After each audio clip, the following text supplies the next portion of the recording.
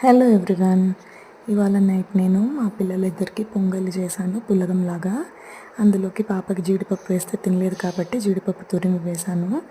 So పొంగలి under preparation. ఉప్పు, జీలకర్ర పొడి మాత్రం వేస్తాను, ఇంకేం వేయను. ఇంగువ తిరగమాతలో వేసినప్పుడు ఇంగువ, తర్వాత జీడిపప్పులు తిరగమాత వేసేసి పెసరపప్పు బియ్యం కలిపేసేసి దాంట్లోకి ఉప్పు, జీలకర్ర పొడి మాత్రం వేస్తాను. చిన్న పాప తినలేదు కాబట్టి జీడిపప్పు, పాప కోసం జీడిపప్పు తురుముకున్నాను కప్పులోకి. సో బాగా దగ్గర పడి బాగా ఉడికిపోయిన తర్వాత బాగా మెత్తగా వచ్చేసింది. సో లాస్ట్లో మనం ముందు నెయ్యి తిరగమాత వేసుకున్న పిల్లలకి కాబట్టి, సో లాస్ట్లో ఇద్దరికి మళ్ళీ నెయ్యి కొంచెం యాడ్ చేశాను, కొంచెం తినడానికి కమ్మగా ఉంటుందని.